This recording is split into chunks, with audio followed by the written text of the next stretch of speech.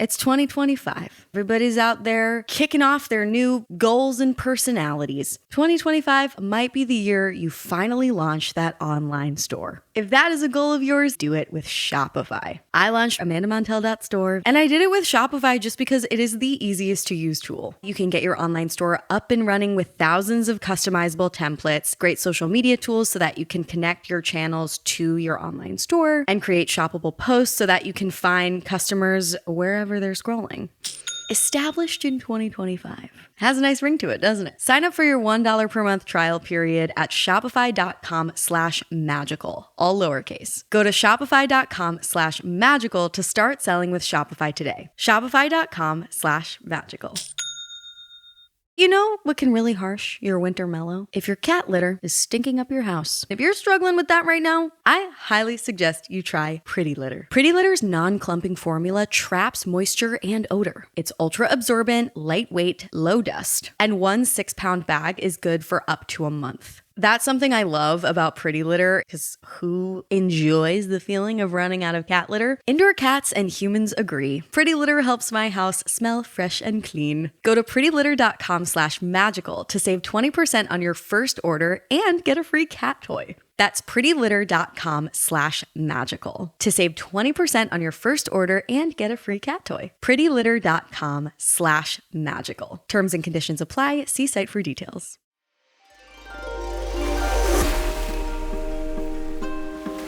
Welcome to the Magical Overthinkers podcast, a show for thought spiralers, exploring the subjects we can't stop overthinking about, from toxins to career jealousy.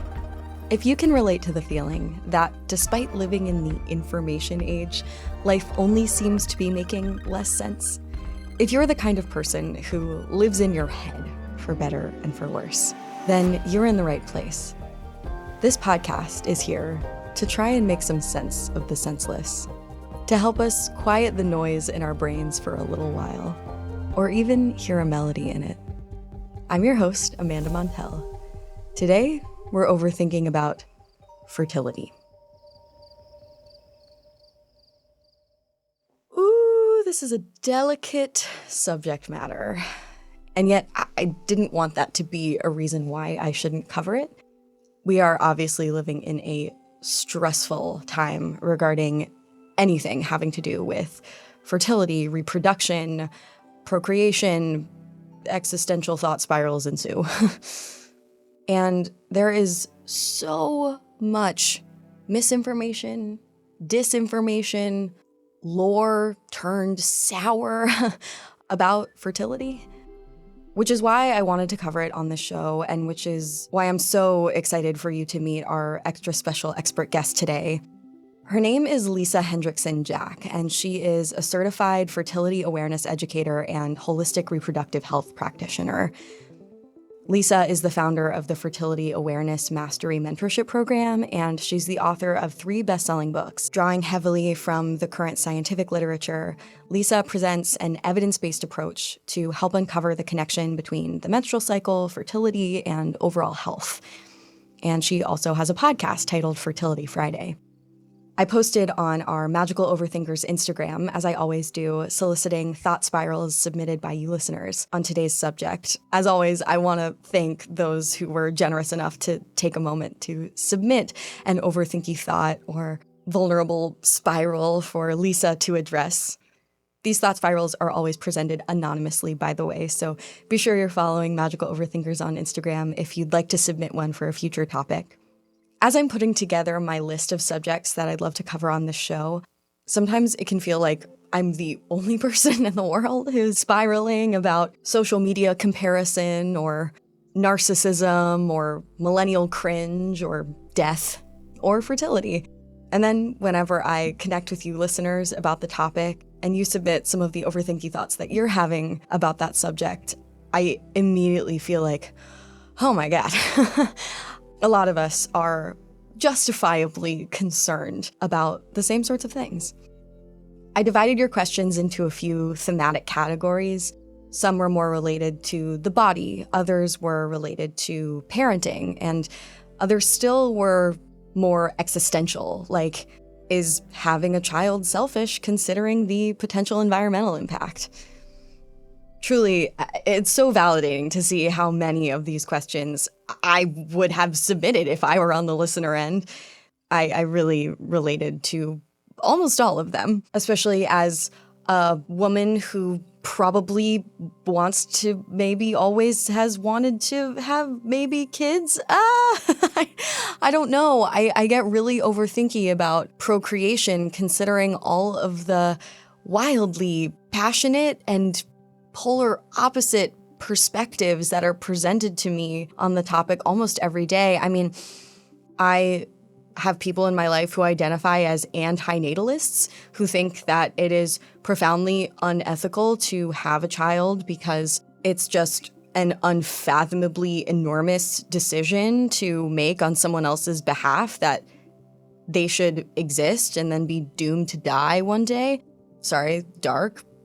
But I find that, philosophically a valid argument. But then on the other hand, I'm like, well, but I personally like life, and I would like to give someone the chance to have it if I can.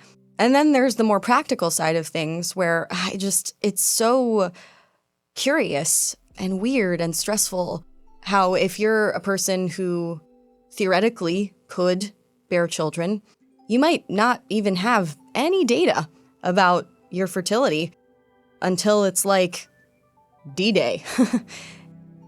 And as life gets longer, human life, that is, lifespans, life expectancies, it feels intuitively to me like my fertile period should be longer also. But then I hear that it's really not.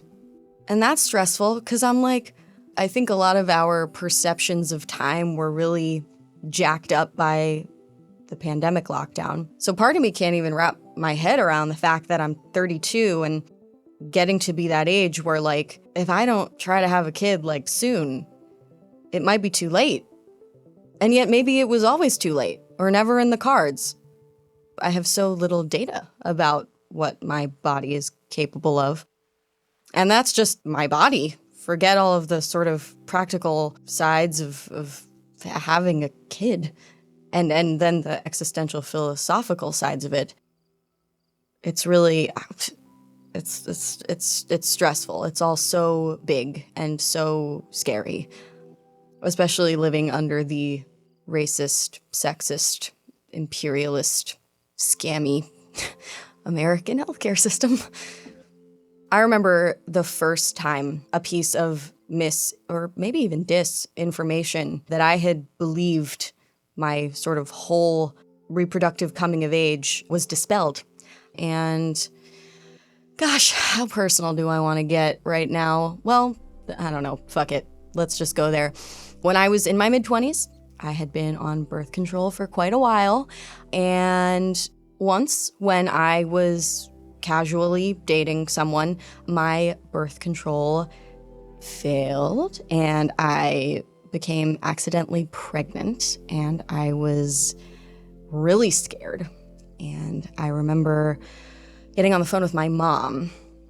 Some listeners might already be familiar with how useful my mom can be in a medical-related crisis. She was my guest on our Overthinking about toxins episode, which you should totally listen to if you haven't already.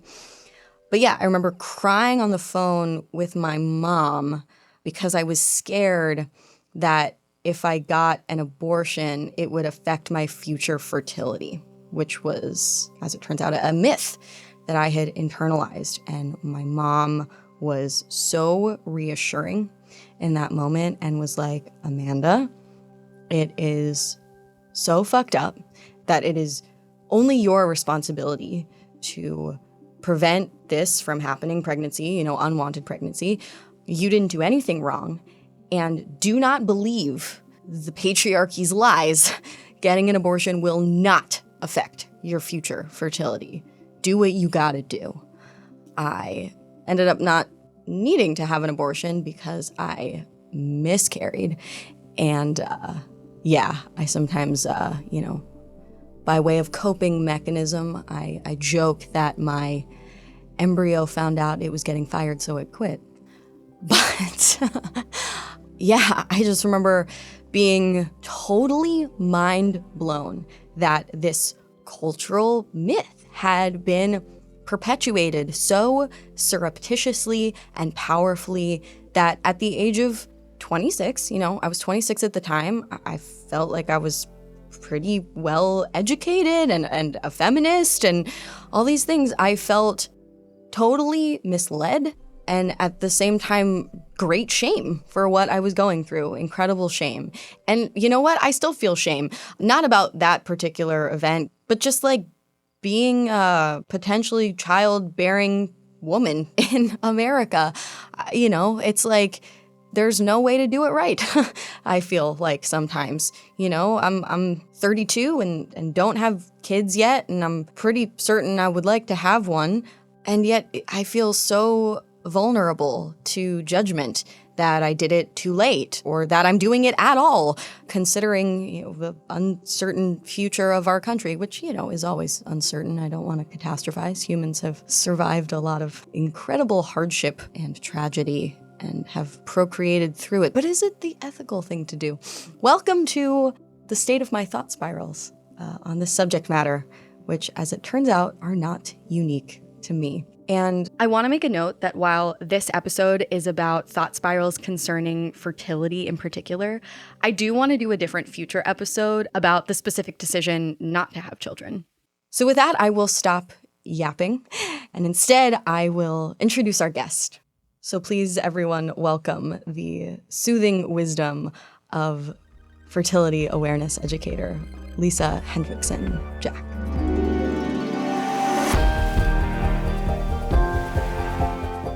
Lisa, thank you so much for joining the Magical Overthinkers podcast. Thank you for having me, and love the name of your podcast. I appreciate Awesome. that. Thank you. I'm fond of it as well. First off, could I ask you just to introduce yourself and your work to our listeners? Sure. I'm Lisa Hendrickson-Jack. I've written a couple of books on fertility awareness and the menstrual cycle. My first book is called The Fifth Vital Sign. And in that book, I'm arguing that the menstrual cycle is an important vital sign that we should be paying attention to. So basically, our cycles don't only matter when we're trying to have babies. They actually matter all the time because they're a sign of health. And my most recent book, I co-authored with my amazing friend and colleague, Lily Nichols. And the book is called Real Food for Fertility.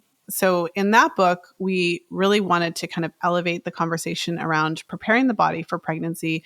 But also, I wanted to have a resource for my clients who aren't necessarily actively trying to get pregnant right now, but really want healthy cycles. And so we're arguing in that book that a healthy menstrual cycle sets the stage for a healthy pregnancy and also optimal hormone health. It's a reflection of that. So lots to dig into there, but that's essentially an intro to the work that I do. Thank you for sharing. I'm so curious to hear your story of how you came to this work. And I don't know if gaslit is the appropriate term. I think so.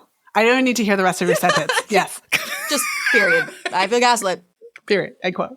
Yeah, I can't believe how little I know about my own body and how little it seems to matter that I know or that any woman or potentially childbearing human knows anything about their hormones or anatomy at all. So I'm just curious how you came to this subject matter.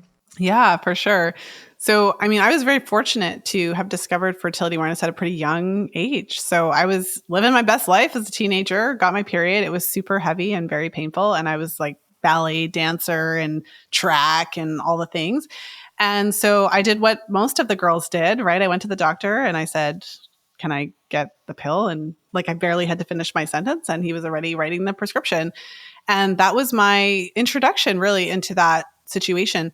I wasn't using the pill for birth control though. So I, went on this magical thing and then my periods were easier to manage and I was like, great, I'm fixed. And so I would come off periodically to find that my actual period would come back with vengeance. Mm-hmm. And so I didn't have the language to describe it, but I knew from this young age that my actual period was different to whatever the pill was doing. And I don't think a lot of women necessarily have that experience, because a lot of women are shocked to find that it's not actually a real period that you have when you're on the pill. It's a withdrawal bleed. So either way, this led me to when I was at that age where I actually wanted birth control. I was in one of my first, relationships. I decided I was going to come off the pill because I had read the insert and I knew I didn't take it at the same time every day. So I actually didn't feel that comfortable on it. I thought I was always going to be worried that I was pregnant. So I decided I was going to use condoms. It was around that time that I discovered fertility awareness charting. And so for me, what was so helpful was that I was planning to not use hormones. And then I learned about my cycle, and I learned that I could identify when I'm fertile, when I'm not, that I wasn't fertile every day. And that helped me to feel so much more confident about my decision to not use a hormonal method. Because then now I felt like, okay, I'm more equipped to actually identify when I really need to make sure those condoms are being used correctly and how it all worked. So I was no longer just in abject fear around this kind of dooming terror of pregnancy, where they don't tell you how, but they just tell you that you could get pregnant at any time, like a monster coming out of under the bed or something. And you just don't understand how this is happening, but you're just terrified all the time. So it was really helpful for me to release that. So that was in my early 20s. And then I'm super keen. So there was a group of women on my university campus who were meeting monthly. And very soon I was attending all the time, and I was an organizer. And then we took a class together. We started teaching it. And so this has been part of my life for a really long time. I started my podcast about 10 years ago, actually. And that was really when I started to look into it being more of a career. And so here we are. So here's the thing. It's 2025. New Year's can be an intimidating time because everybody's out there kicking off their new goals and personalities. For me, when I'm setting New Year's resolutions, I try to keep them really, really concrete. So it's less like, I'm going to be cooler this year, and more like, I think I'm going to eat more fiber. Or, if you have career on the brain, 2025 might be the year you finally launch that online store. If that is a goal of yours this year in 2025, I highly recommend you do it with Shopify. I launched my very first merch store last year, amandamontell.store, and I did it with Shopify just because it is the easiest to use tool. With Shopify, you can get your online store up and running with thousands of customizable templates. You don't even need to have any coding experience. They also have these great social media tools so that you can connect your channels to your online store and create shoppable posts so that you can find customers wherever they're scrolling. There is truly no better time to start that online business that you've been meaning to launch than right now. Established in 2025. Has a nice ring to it, doesn't it? Sign up for your $1 per month trial period at shopify.com/magical, all lowercase. Go to shopify.com/magical to start selling with Shopify today. Shopify.com/magical. So obviously fertility is such a delicate, sensitive, mysterious, sometimes foreboding feeling subject. And I want to get into a discussion of what is responsible for that, like why is this so ripe for overthinking? But before that, I want to pose to you a question that I pose to all of my Magical Overthinkers guests, which is just simply, what is an irrational thought spiral that has been living rent-free in your head lately? Oh, I love it. I have never been asked this question before. Okay, so I recently moved. When we moved into our first place, I was pregnant. So there was no moving children. So it's definitely a time of transition, and there's been a lot of change, and it's been very busy and all the things. So there certainly were those times when it's like, oh my gosh, we're never going to unpack, and we're always going to be like that kind of stuff. But I certainly nipped that in the bud, because obviously we are going to unpack, and obviously I am going to get the shelves on the wall, and it is going to be okay. But that's something that has been coming up a little bit. Oh, that's relatable. It is so easy to feel like whatever chaos you might be feeling in this moment is permanent. Yeah, but it's not. This too shall pass. This too, yes. It'll be okay. The many boxes in one's foyer shall be unpacked. Yes. No, it is so hard to envision an unpacked status when all of your shit is in boxes, and that is not fun. It's one of those things where you just have to not think about whatever the catastrophizing scenario reflex. Right. You just have to move on from that. Get a hold of it. Get a hold of it, ladies. Get a hold of the catastrophizing reflex. Take back control of your mind. Okay, Tony Robbins. I'm just kidding. Okay, so back to the subject at hand. I would love if we could talk a little bit about why. Why is fertility such a daunting, haunting, elusive, enigmatic, shameful topic of discussion. Like, what systems and factors and trends in cultural messaging do you blame for this? Oh, I'll take that softball question. Just an easy. I'm so sorry. We're going there immediately. It's great. I love it. There's a lot. I mean, the question, the way that you asked it, there's a lot of factors. And I don't necessarily have the answer, but I can certainly share some of my reflections on this. If you ask different people, you're going to get kind of different responses about it. One of the things I think about fertility that I dare to say that it is a bit controversial. It's natural to want to have sex. And if you learn about the cycle and you learn about what happens around ovulation and how that can change your drive, there's a whole lot of stuff happening to make us want to procreate, right? But then if you think about our society and our culture, it is totally unacceptable, apparently, for young women to have pregnancies outside of wedlock, right? So then we have this natural drive and this natural situation. And then we have society telling us, oh, all of that stuff that's like naturally happening is totally like unacceptable.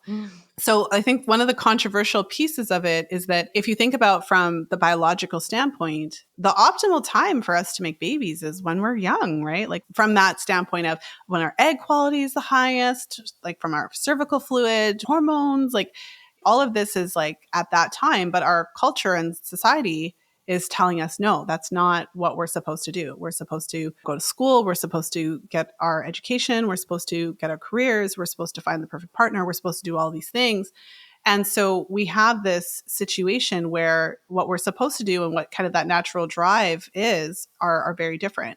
So I think it makes it very complicated for women to figure out how we're going to navigate all of this. And then we also have the drug companies that are worth tens of billions, hundreds of billions, thousands of billions of dollars who are actively trying to capitalize on our natural reproductive cycles.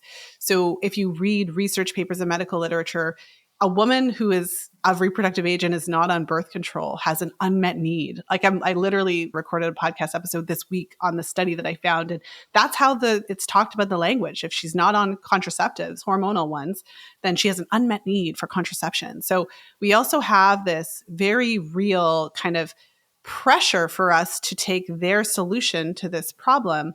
But nowhere in there is the education about how our bodies work, how our fertility works, and also how our fertility changes with age. So no one tells you that your fertility does change. And when you're in your 30s, it could be different to when you're in your late 30s or your early 40s. Like no one's talking about any of this stuff. They're just saying, this is how it has to be done. I'm not necessarily thinking everyone's going to agree with what I'm saying. That's not the point. But that's one of the reasons I think that this comes with so much, because we're left to figure this out. It's like, here's this mess, figure it out. Yes. And if you do anything wrong, we're going to judge you. You're going to have all these problems and society's going to shun you. But hey, figure it out. Yes. Yes. Oh my gosh. Oh, and it's all your problem because no one's going to talk about the men. So it's like when you get pregnant, it's like you just got pregnant. Even think of the language. Language is passive. You didn't get pregnant. Someone like, that impregnated didn't happen. Yes. Who did it? Like, what is happening? Right. So it's this whole thing, very complicated. Thank you for summarizing all of that.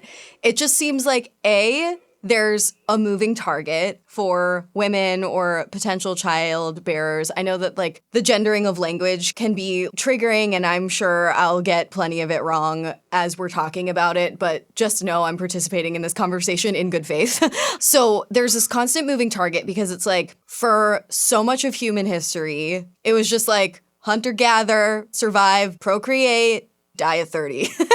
And then like society happened and patriarchy happened and religion happened and misogyny happened and like not to like summarize human history, but it's like then all of a sudden women's bodies became something that man, and thus some idea of God through man, felt entitled to control.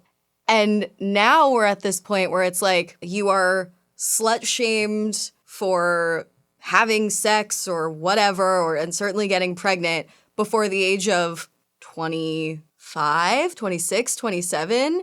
And then from 27 to 31, those are the years you are like culturally accepted to have babies.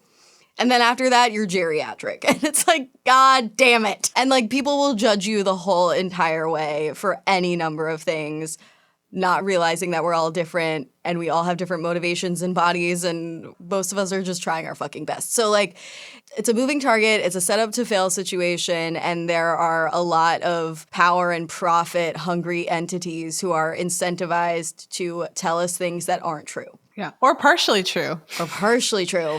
And look, for some, it's enough to make you want to be like, you know what? I don't think I want to do this whole reproduction thing at all. I'm tapping out. And Lord knows there are shamey messages and partial truths about that decision too. Not to be doom and gloom here, I'm just hearing and summarizing that if someone is listening and feels stressed out and triggered the way that I do by all this, there are a lot of different reasons for that, and you're not alone. If you know me, you know that I love to be cozy in my home during the wintertime. But you know what can really harsh your winter mellow? If your cat litter is stinking up your house. I am a cat lover. And not to brag, but I think my house smells good. And if you're struggling with that right now, I highly suggest you try Pretty Litter. Pretty Litter's non-clumping formula traps moisture and odor. It's ultra-absorbent, lightweight, low dust. And one 6-pound bag is good for up to a month. One of my cats, Teddy Roo, has struggled with urinary issues in the past. And what's cool about Pretty Litter is that it actually changes color to indicate signs of illness in your cat, whether that be a urinary tract infection or kidney issues. That's something I love about Pretty Litter, in addition to just how long it lasts, because who enjoys the feeling of running out of cat litter? It's also great for me because I worry about my cat's health, and Pretty Litter is great for peace of mind. Indoor cats and humans agree. Pretty Litter helps my house smell fresh and clean. Go to prettylitter.com/magical to save 20% on your first order and get a free cat toy. That's prettylitter.com/magical to save 20% on your first order and get a free cat toy. prettylitter.com/magical. Terms and conditions apply. See site for details. So, speaking of partial truths, and again, another like really just like sweet, soft, casual question. Could you delineate some of the most diffuse myths and misconceptions about fertility that you see today? I mean, certainly we talked about one that is most common, I think, which is that you can get pregnant any day of your cycle. I think that that's ridiculous, but that's what it is. So that myth is part of a bigger issue, which is that I remember being in junior high and high school, and I'm guessing it's probably the same way. I remember learning a ton about the inner ear and like the anvil and the hammer and stuff, but we never learned about the menstrual cycle, and we never learned about the fertile window and cervical fluid and how the menstrual cycle works. And you just kind of learn that the menstrual cycle is the period. You don't learn that anything happens in between, and it's kind of inconsequential. So I would say that myth that women are fertile every day, when that's the opposite of what's true, it's actually men that are fertile every day, because from puberty onward, men make sperm all the time and they don't have menopause. There are changes that happen when men get older, but they do continue to make sperm. Whereas as women, we have this end point, and within the cycle, we have a fertile window. So we're actually not fertile all the time. So there's just lack of awareness around it. It's almost like you're totally fertile or completely past fertility. There's no middle, maybe. Maybe that's the myth.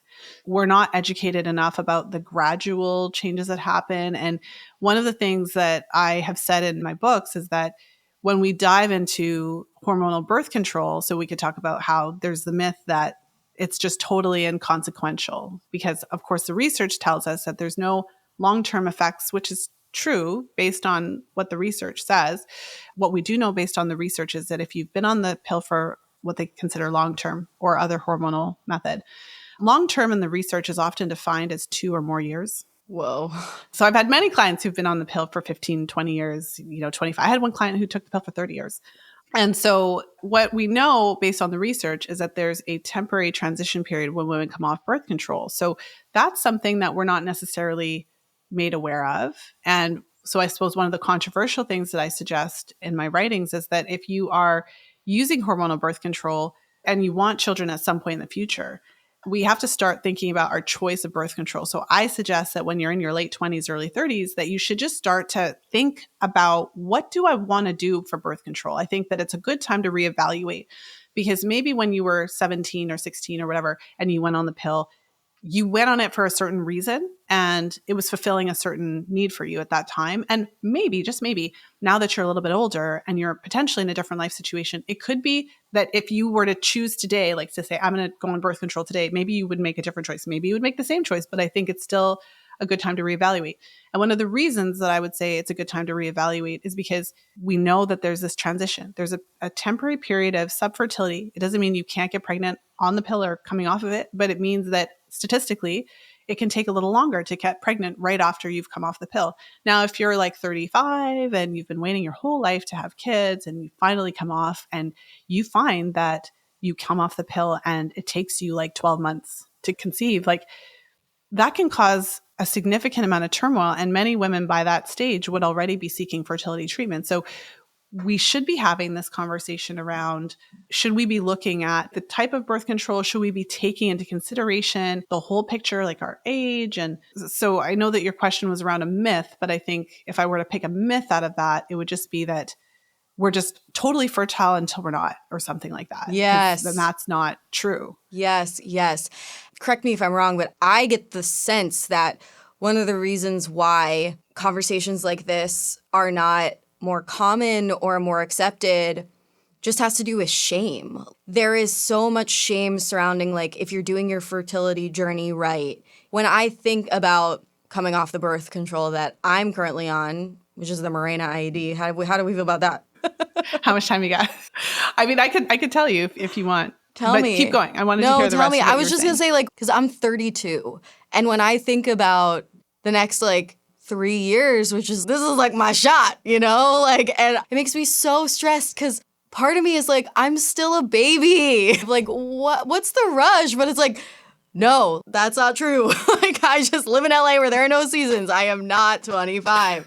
And my body is gonna be like, hello. But as you're saying, it's not like the lights go off at some point. It's already happening every day a little bit. And I don't even really know what it is because we're all different, right? So, like, who knows how fucking fertile I am.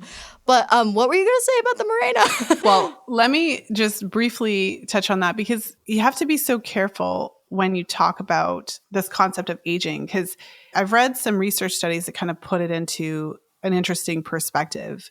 One of the ways to look at it could be like, if you wait too long, maybe you won't be able to have children, but that's not necessarily the only way to look at it, how it could affect it. So there was a research paper that I was looking at, and they kind of got at this idea that because you can't predict what's going to happen when you wait until later in life to start your family, you don't know if maybe it would take a little bit of time. Like, you just don't know. Like, maybe like when you start to try, maybe it takes a little bit longer than you thought. So one of the ways to look at it based on the researchers was if you wanted to say have 4 children and you waited until you were 35 to start, maybe it would be less likely that you would have 4. Maybe you would end up with 1 or 2. And this is part of that. Like, all of it feels controversial. Whenever you say this stuff, it's like you feel like someone's going to come out of the microphone and like claw you in the face. But at the end of the day, we need to be able to talk about this kind of stuff. And this is the part of the conversation that's missing, where when you're in your 20s, it's like, what are the implications and why does it matter? And there's really interesting research on how when we're younger, our eggs have the capacity to repair some of the male sperm DNA damage.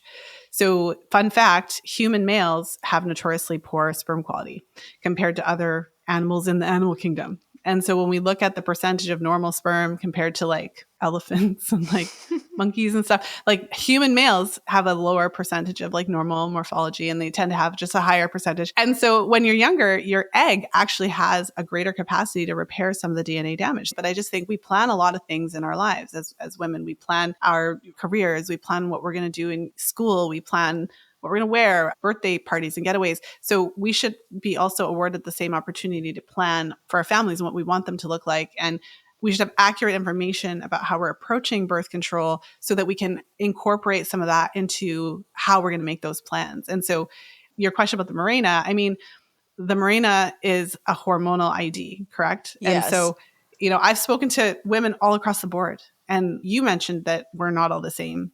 The challenges with the Mirena would be the similar challenges to any other hormonal method. There's a lot of similarities in terms of side effects that women may experience when they're using hormonal methods. So some of the most common side effects that some women will report would be things like anxiety or depression. It can change libido. One of the most interesting things I find about the hormonal IUDs like the Mirena and the Skyla is that a lot of women, they've been told by their practitioners, like, well, the Mirena, it's a localized low dose. Yeah. And so it just stays locally in your uterus. If you put lotion on your skin, you have a circulatory system that brings it all throughout your body. So in what world do you think that the Mirena is literally releasing progestins in your uterus and they just stay there? Like, it's impossible. Yes. So that's just obviously like a pet peeve. There has to be enough hormone for it to prevent you from getting pregnant. So there's obviously something happening there. In general, like with all hormonal methods, I think my message is that we should just be made aware of some of the common side effects. Right. And to be clear, like at this point, I do not regret getting my IUD. I feel fortunate to have it. That said, I do wish that the people who put it in had given me literally any information about it because I didn't feel informed. And like you said, this is such a taboo subject, and I would never want to demonize any form of birth control, especially because our rights as women are hanging on by a thread pretty much in this country. And all things considered, we really only just got access to this type of technology in relatively recent history. So if something is truly right for any given individual, like I feel like the IUD is for me, then that's great. And simultaneously, we should be able to discuss some messier truths and nuances. And maybe this is optimistic perhaps, but I do hope that throughout this conversation, even if something is said that might not resonate with a certain listener, that we can all at least agree that it's still worth having this conversation as a destigmatization effort, if nothing else. And one of the other things I was going to say earlier that I think contributes to the shame, and this is something that I guess I just personally feel, I feel as though I'm not supposed to age. And so talking about aging comes with so much anxiety because I don't want to face it. It comes with all of these charged words like geriatric and poor egg quality. And I'm like, ugh. I'm not even ready to frame to myself that I'm aging. Here I am being like, I'm a baby. I'm not a baby. And that should be fine. But I just feel like our margin for error is so slim as women who want to bear children or maybe want to bear children at some point in this sliver of a period when it's acceptable in between you developing a career that you can be proud of and becoming educated and you turning perimenopausal and yucky, it's I just feel like I have to do it right. There's so much there in what you're saying and what you're talking about. It's so interesting to think that as we've talked about, it's kind of unacceptable to have babies in this situation, right? It's totally unacceptable. So as women, we're very heavily encouraged to not do it unless we're under these perfect ideal situations. And then on the other hand, what you're describing in terms of getting older, we can think of all the negative terminology that's associated with perimenopause and menopause, egg shriveling up and skin drying out, vaginal dryness, right? All the things, right? Ironically, then our value is deeply tied apparently to our reproductive capacity, even though we're told not to do it. It's just a very strange. But then if we don't do it, there's no way to win. And then women are pitted against each other, right? Because then it's it's your problem and we're going to leave you to yell at each other for not doing it right. Well, but the thing is that it's up to us to take control of that conversation and to just shed a different type of light on it. Another way that I think we can change the conversation around it is to start looking at perimenopause and defining it for ourselves. I've had the pleasure of just interviewing so many different fantastic humans over the years. And Shawnee Hugo Wurlitzer and Alexandra Pope wrote a book called Wild Power. And I feel like anytime I have the opportunity to talk about their work, I do it, especially as it pertains to perimenopause and this period, because they have a different way of talking about it. If I use a totally different analogy, if I think about the seasons of the year, we were just joking about how we're both wearing our turtleneck sweaters because it's fall now. We don't get angry that it's winter. We know that it's a season. We understand the difference between summer and spring and fall. And we understand what those seasons bring and how they're different. And so we can look at our individual menstrual cycle in that way. your period is kind of like the inner winter, right? And moving into ovulation is the spring, similar to when the leaves are kind of budding on the trees and things. And ovulation being that hot summer when you've got lots of energy, maybe lots more sexual energy for a lot of us. And then when you're winding down after ovulation, you're moving into that autumn as you approach winter. We could look at the entire menstrual cycle that way. So they did an incredible training for my practitioner program. And one of the things that they broke down was that concept. So as women, we are not fertile all the time, nor are we fertile our entire reproductive lives. So our whole reproductive life has this interesting trajectory. Now, just because we have a winding down period during the years leading up to our last period, so perimenopause is a word for, generally speaking, that 10-year period of time before we have our last period. And the average age for menopause is about age 51. Obviously, there's a lot of variation there. But that winding down period, our society, like we've let these men tell us what that's supposed to mean and what it's supposed to be about. But here's something to think about. When you are in that reproductive stage, every cycle, if you're cycling naturally, you're growing literally eggs. The eggs are coming to fruition and you're releasing them. And then if they're not fertilized, you're having a period. One of my favorite authors, Laura Owen, she wrote a book called Her Blood is Gold. And she talks about this concept of reproductive labor, that we're always doing this work. Like you said, our bodies are doing all this. We're releasing this. We have to go out and buy pads. We have to take responsibility for the birth. There's all this kind of reproductive labor. So during those stages of our reproductive years, I'm in them too. We're in the reproductive stage here. If you think about what that is energetically, like we're giving a lot of energy, right? Like we're releasing a lot of it. And then in that fall stage, if you will, the autumn, when we are kind of winding down, if you think about it from this perspective, it's kind of exciting because I get to switch from giving away all of that energy to keeping it.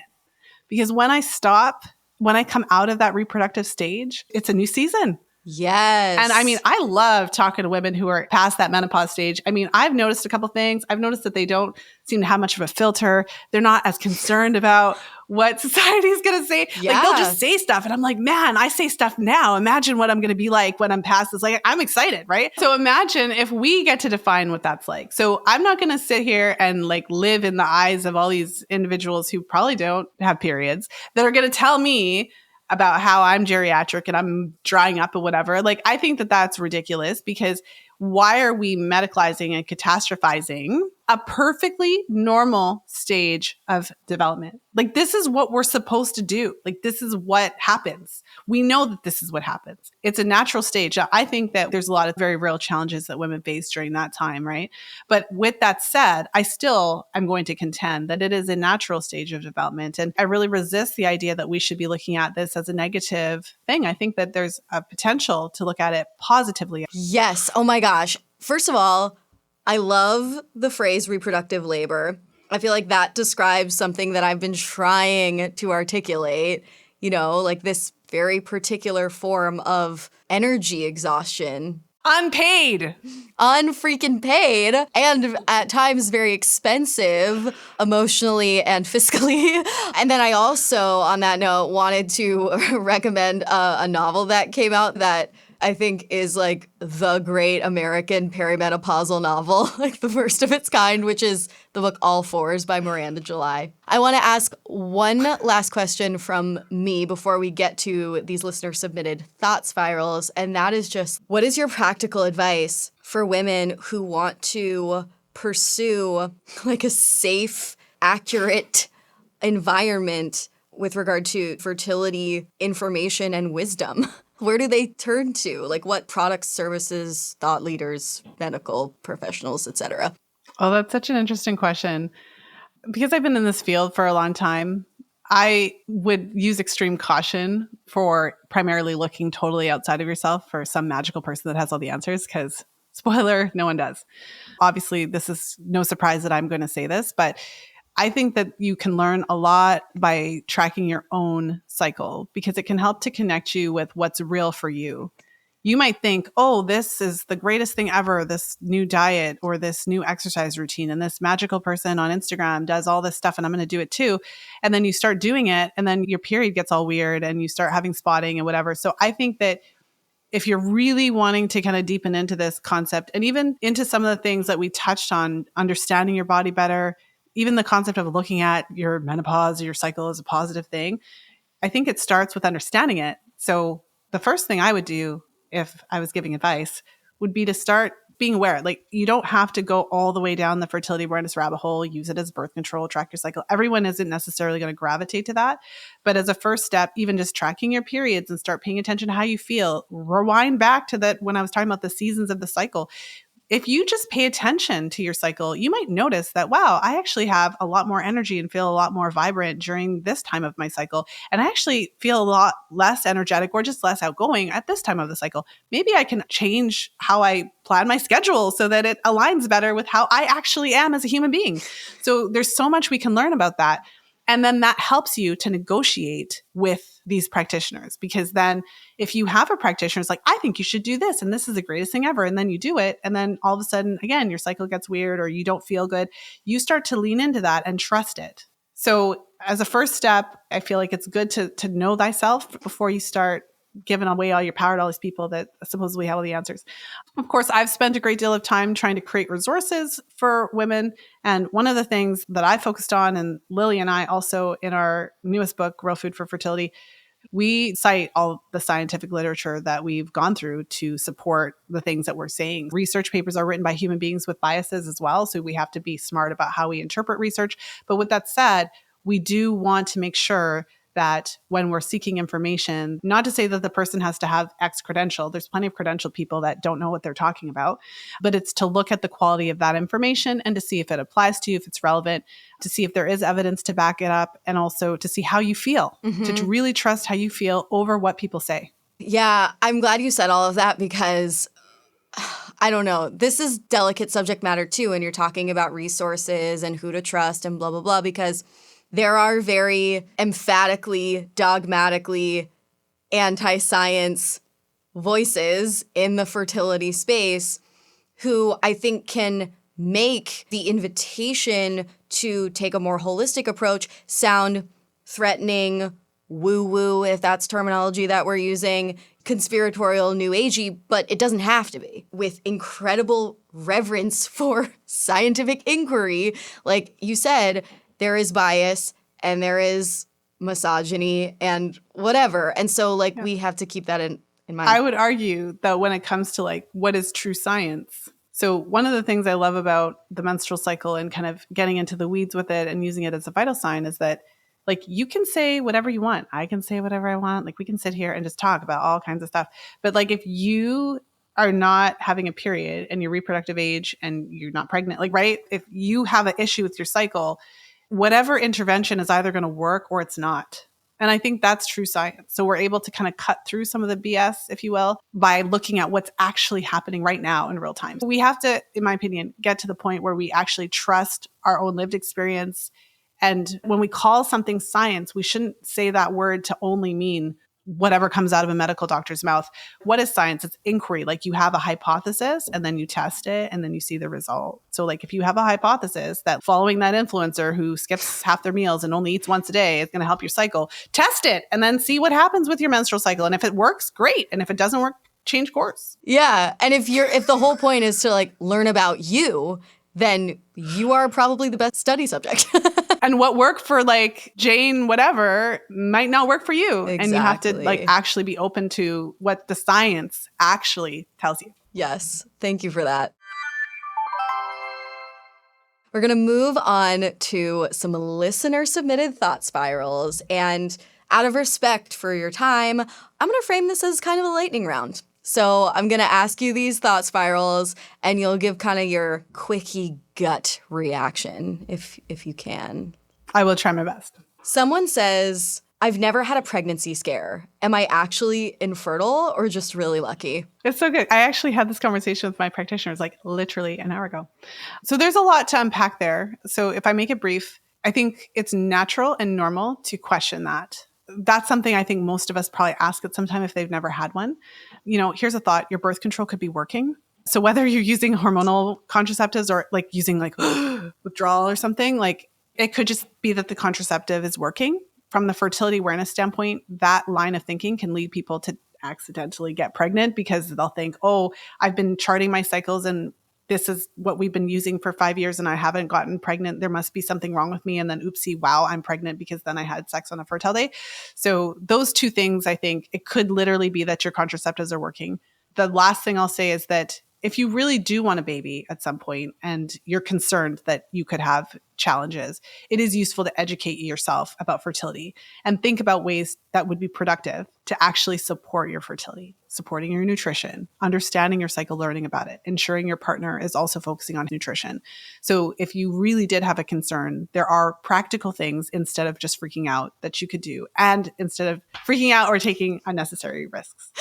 Oh my God. Yeah, freaking out normally doesn't help me with literally anything, but I still can't stop doing it. I love to freak out.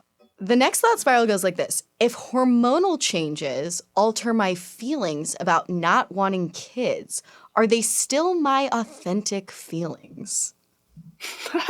That's so interesting. I mean, there's lots of different ways I could take this. The one thing that comes to mind, because there's all this research on the birth control pill and how it could affect how you choose your partner. Have you heard about this? What? Wait. Yeah. Explain. So there's a whole field of like environmental biology or evolutionary biology. But the concept is that when you're choosing a partner, we're choosing based on several factors, right? And one of those factors might be things that we don't consciously know, like pheromones. They've studied this in a variety of different ways. Will you break down an example for us? I'm also I feel in my bones that if these are evolutionary biology studies, they're probably very like hetero. Just a content warning. Right? So they'll have men wear shirts and like do stuff and sweat. And then they'll have women like smell the shirts and identify which ones they like better. Oh and what's interesting about it is the theory behind it is that we are choosing unconsciously partners who have more genetic diversity.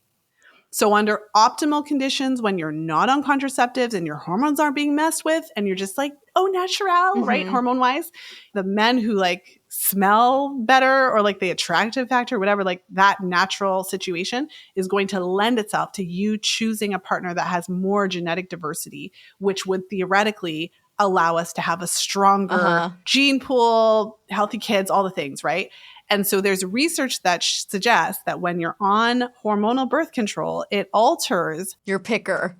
Yeah, it alters your picker so that you're more likely to choose a partner. I know you can't make this stuff up. That's more close genetically, theoretically, right? So I do think that that study should make us all pause and say, like, WTF is going on?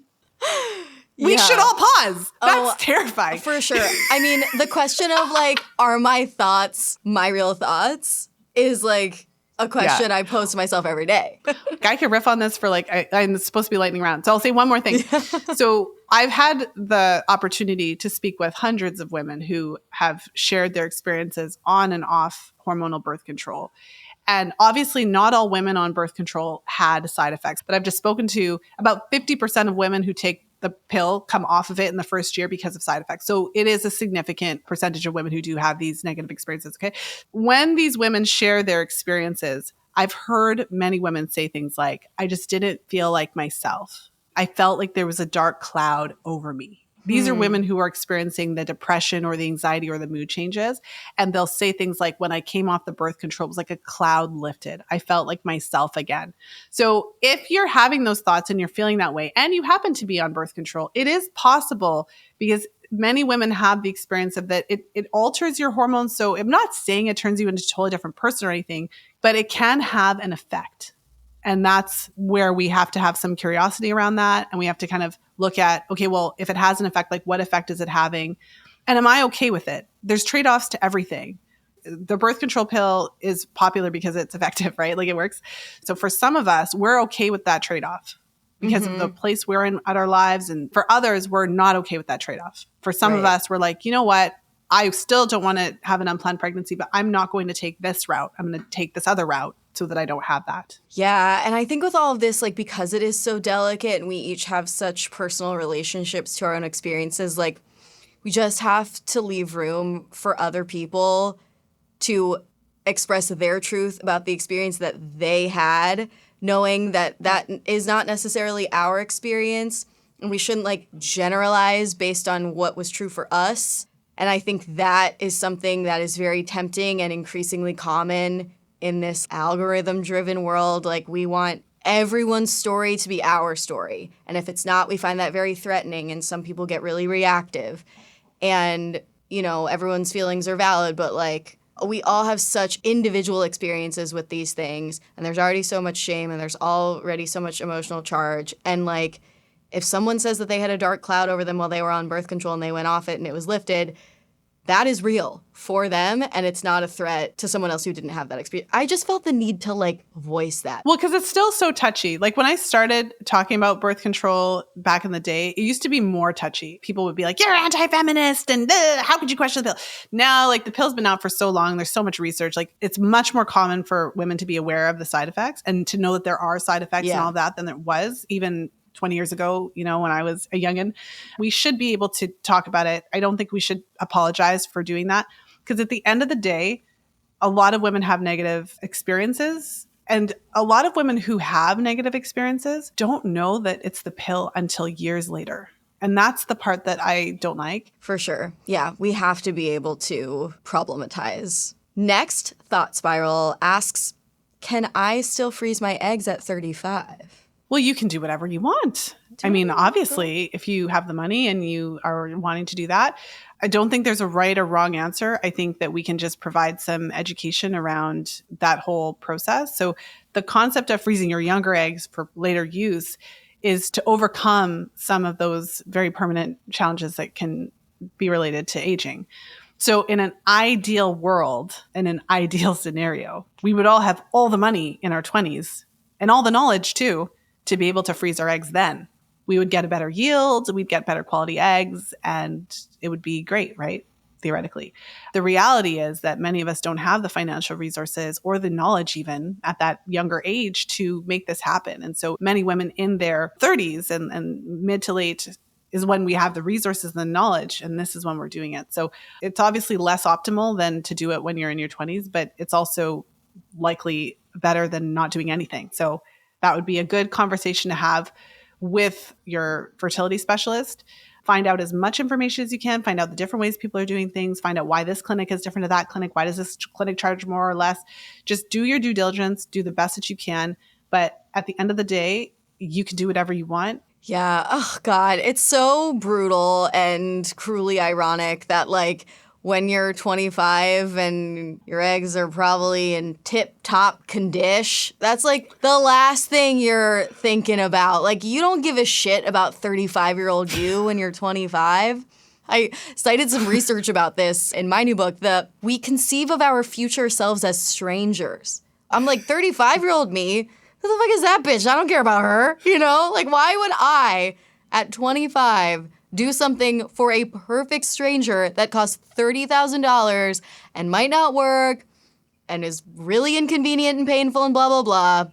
I don't think anyone has to feel too bad about not freezing their eggs at 25. It's just, it's a joke, this arrangement. Okay, couple more thought spirals. Someone says, I don't want kids, but like, I can't say that around my friends struggling with their fertility. I see the challenge there.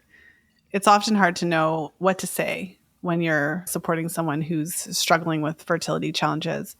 You're entitled to live your life however you want. You know, you're entitled to not want a family and to live your life in whatever way you choose. So if it's a true friend and someone who you really care about, who cares about you, it should work out regardless of what's happening with them, because you choosing not to have children does not cause them to have children or prevent them to have children. Yeah, I mean, like, you should definitely be able to talk about your own wants and desires and goals around your genuine friends. At the same time, there's like a time and a place. Like, if your friend gets home from a fertility appointment and don't be like a total jerk. Yeah, don't be a dick. Like, you know. Good thing I don't want kids. Exactly. I never want to go through that. Yeah. No. But if you're that person, then you're also kind of a jerk. You got to read the room, like with anything, you know? Okay, I can relate to this one. Someone says, I'm not ready for children, but I don't want to be an old mom. I'm 30. I actually don't even care about being an old mom at this point, now that I probably will be. But what does it mean? What's the definition of an old mom? Old. What does old mean? Old is a mindset. I'm technically an old mom. I had my first child when I was 30.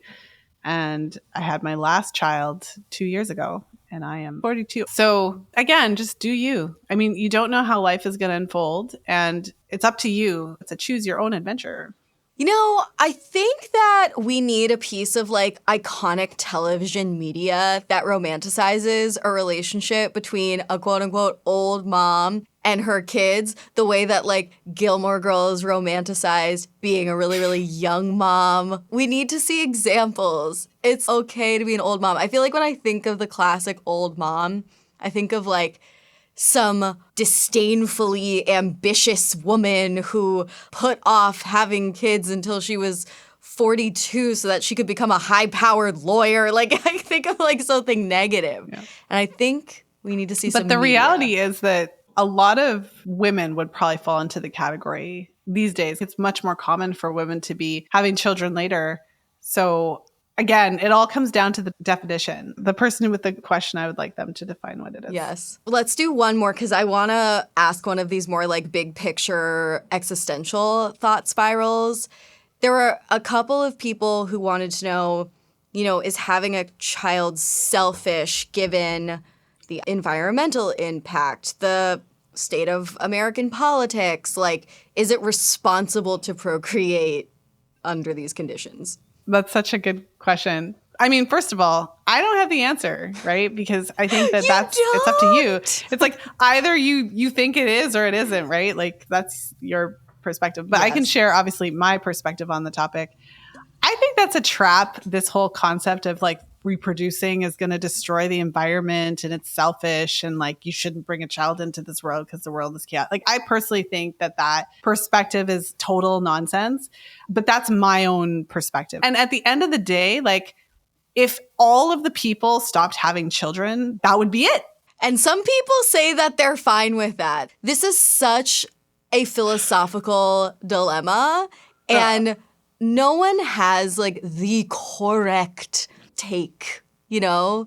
Oh, by no means do I think my take is correct. Yeah. I just think we are here like that at the end of the day. Like, so if you want to get into my little crazy brain, like we are literally here. Like I'm here and we're having this experience that we call life. And I'm going to enjoy it. And I'm going to take all the juice of it. I want to experience a lot of the things that I've identified to be good, positive. And I wanted to have personally, I wanted to have the experience of being a mom. You know, I think there's a lot of joy in being a parent. It's been a very interesting experience. I've learned so much. You see people in the grocery store with the children on the floor kicking and screaming, and you're like, oh my gosh, that woman, and I had kids, they behave. And then you have children and you realize they're their own individual human being. They're a stranger. Although they came from your body, they are their own, they come out with their own personality from the beginning and you can't control them. You have to kind of like work with them. I just feel like it's a really positive experience. And yes, there's work and it costs money and, you know, all the things, but a lot of things are work. It doesn't deserve the villainization is what I'm hearing that it tends to get by folks who engage in some doomsaying. And I think it truly is one of those profoundly philosophical topics of discussion, you know, like some of the things you were saying earlier about why you did want to have kids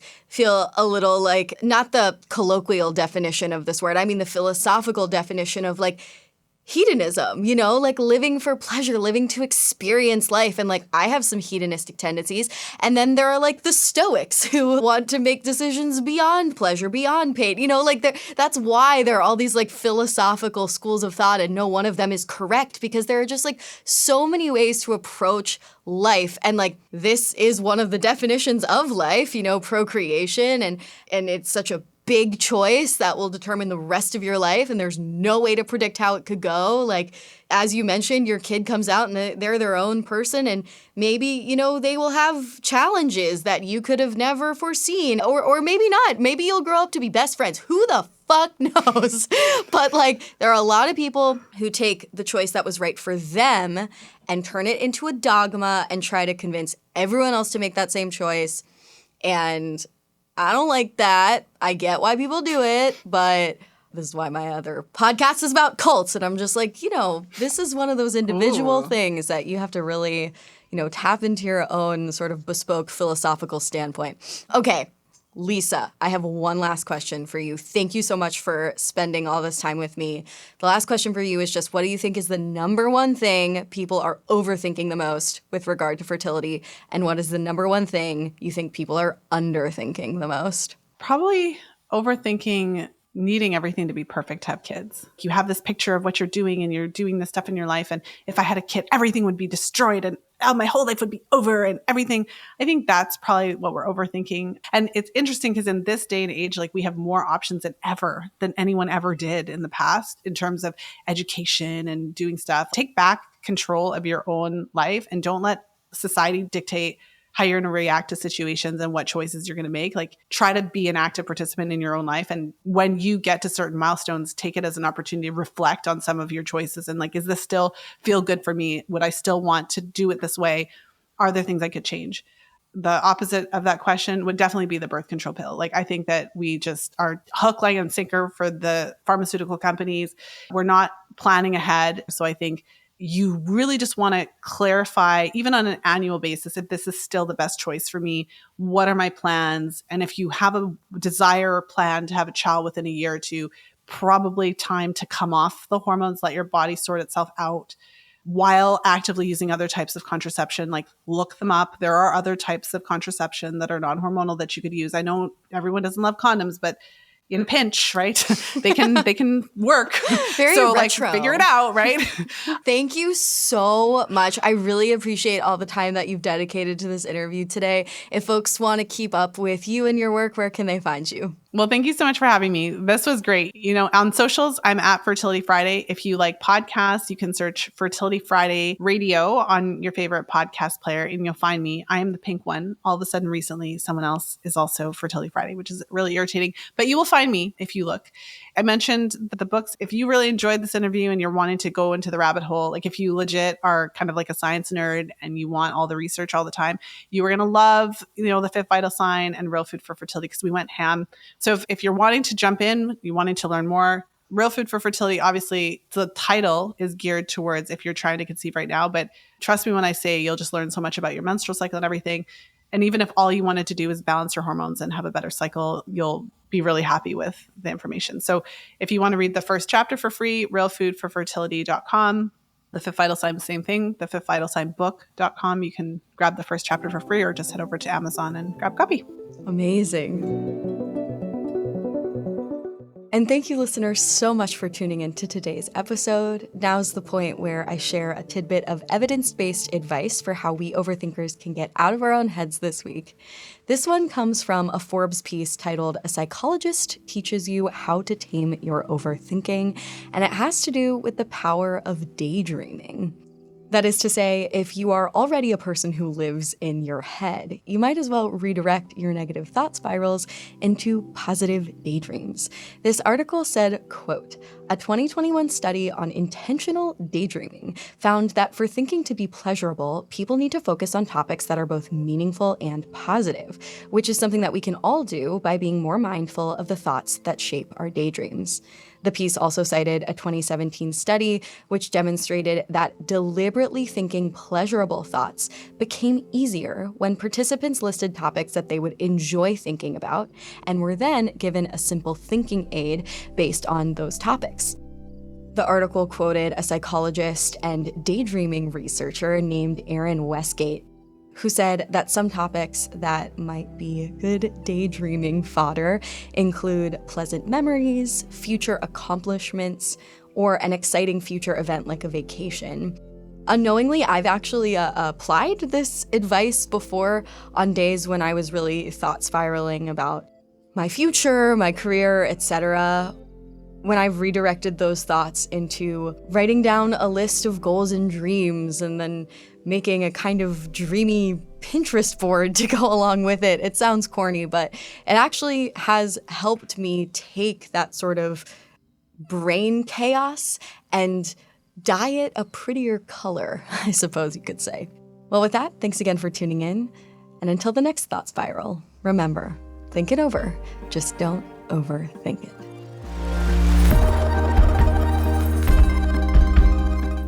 Magical Overthinkers was created and hosted by Amanda Montell and edited by Jordan Moore of The Pod Cabin. Our theme music is by Casey Kolb. Thank you to our magical manager, Katie Epperson, coordinator, Reese Oliver, and Network Studio 71.